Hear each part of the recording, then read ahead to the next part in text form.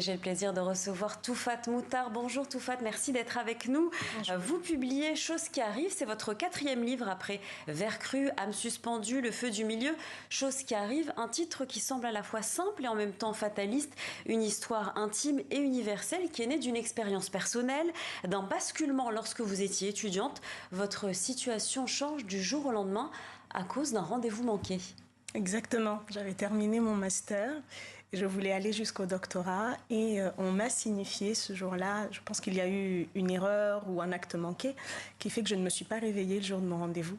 Et quand j'y suis allée le lendemain, on m'a signifié qu'il fallait que je rentre dans mon pays d'origine et que je redemande un visa.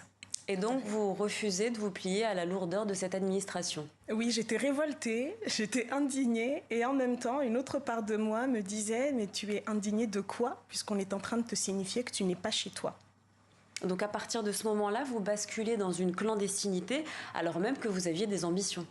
Tout à fait, tout à fait. Je bascule dans une situation que je ne soupçonnais pas, je pense, de grande fragilité psychique qui m'a aussi permis de plonger dans mon passé, puisque ce sentiment-là ne m'était pas du tout inconnu. Je connaissais ce sentiment d'exister dans un espace auquel je pensais appartenir, dont je me réclamais et qui me régurgitait par surprise. Donc je connaissais ce sentiment-là et Chose qui arrive est l'histoire de mon retour vers le passé pour aller chercher les origines de ce sentiment. Pourquoi est-ce que je connaissais cela ? Vous racontez donc justement ce nouveau statut qui crée un sentiment d'insécurité, qui vous empêche de vous projeter, de vivre sereinement. Vous expliquez d'ailleurs comment vous évitez certaines situations qui peuvent nous paraître anodines pour éviter de vous faire contrôler. Oui, aller dans les grandes gares, il fallait éviter d'être sur un trottoir où une bagarre menaçait, par exemple. Il fallait être invisible et en même temps clamer sa présence quand même. Il fallait être là parce qu'il fallait prouver que l'on avait été là, que l'on avait vécu là pour pouvoir être régularisé. Et en fait, je pense que c'est aussi une histoire que je voulais raconter de toutes ces personnes auxquelles on pose une étiquette, migrants, immigrés, etc. et qui sont en fait, dans leurs endroits, dans leur espace-temps d'origine, des personnes que l'on aime, que l'on estime, des personnes avec un statut. Et donc ce basculement-là mène à l'humilité, mais en même temps mène aussi à une espèce d'existence fantôme. Donc je voulais vraiment explorer ce sentiment. Ouais. Et à partir de là, vous construisez une sorte d'espace refuge, notamment dans une librairie. Oui, dans beaucoup de librairies d'ailleurs. J'ai énormément fréquenté les librairies parce que, plutôt que les bibliothèques, j'ai fréquenté les librairies parce qu'on attendait de moi que j'achète des livres et moi je voulais acheter des livres, je voulais les posséder. C'était un peu ma manière à moi de me réapproprier un espace et je me retrouvais parfois à écrire sur les pages des livres que j'achetais aussi. Donc cette existence, elle est marquée par la peur constante d'être démasquée et l'urgence aussi de ne jamais laisser la joie s'installer. Oui, alors la joie, c'est une histoire d'enfance. Ça a commencé dès l'enfance. J'ai vécu une enfance très heureuse dans des pays comme le Burundi, comme le Congo. Mais cette enfance-là était tout le temps interrompue par une guerre, par un conflit. Le Burundi, par exemple, avec ma famille, on y était en 94. Donc on a dû s'en aller à cause de ce qui se passait au Rwanda. Et donc chaque fois, cette interruption-là venait me rappeler, c'était comme un message qui me disait « Ne t'habitue pas trop ». Profites-en, mais ne t'habitue pas trop. Vous l'illustrez d'ailleurs au tout début du livre avec une anecdote. Racontez-nous de ce du pain.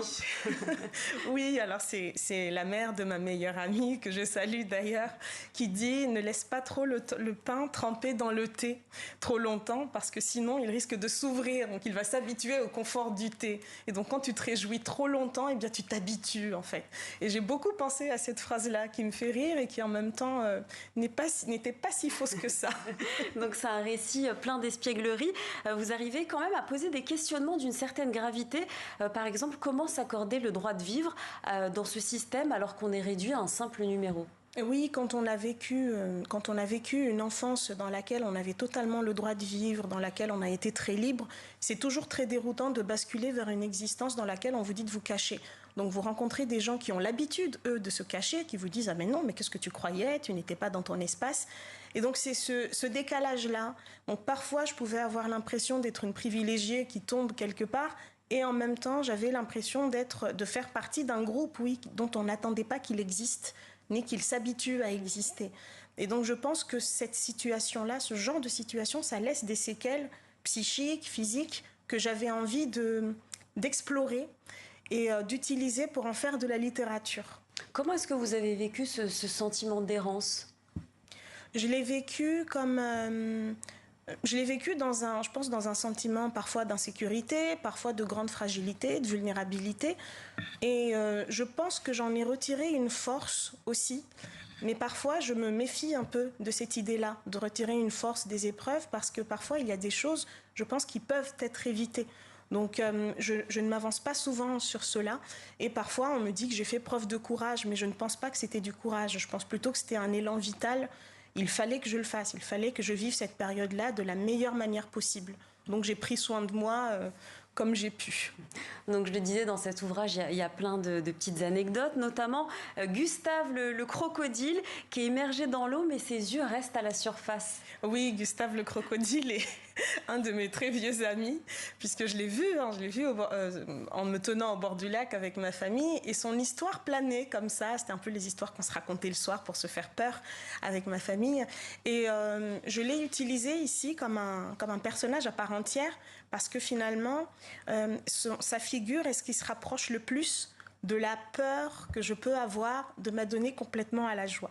Donc c'est cette figure-là pour moi qui est à la fois une menace, une crainte, mais aussi au fil du temps, eh bien, un ami. Merci beaucoup Toufat Mouhtar d'être venue nous parler de votre nouveau livre, je rappelle, Choses qui arrivent aux éditions Bayard.